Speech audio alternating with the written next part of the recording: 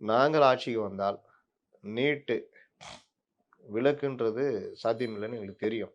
நாங்கள் ஆட்சிக்கு வந்தால் மாவட்டந்தோறும் 2 இலவச பயிற்சி மையங்கள், நீட் பயிற்சி மையங்கள் இலவசமா தொடங்குவோம்.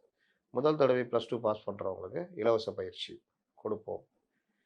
சிலபஸ 9த்ல இருந்தே நாங்க நீட்டுக்கு ஏத்த மாரி, போட்டித் மாத்து. தேர்வுக்கு ஏத்த மாரி மாற்றுவோம் சொன்னீங்கன்னா, உண்மையிலேயே நீங்க அக்கறையோட இருக்கீங்கன்னு அர்த்தம். இது 1. அவரு சொல்ல மறந்த கதை 1. வருங்காலத்துல அவர் சொன்னாருன்னா நல்லாருக்கும். இவங்கள போட்டு வெளுத்துடலாம். இருமொழி கொள்கை. ம். இந்த இருமொழி கொள்கைய வச்சுக்கிட்டு ஏமாத்திட்டு இருக்கிறாங்க. பிரைவேட் ஸ்கூல் எல்லாம் 3 மொழி இருக்கு.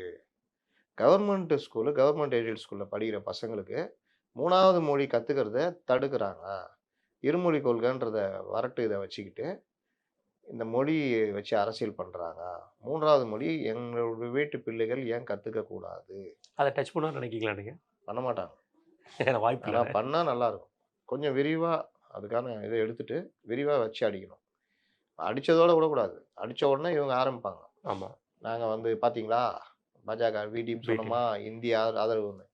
இந்தி திணிப்பை எதிர்க்கிறோம். ஆனால் விரும்புகிற 3வது மொழியை கற்பதை ஆதரிக்கிறோம்.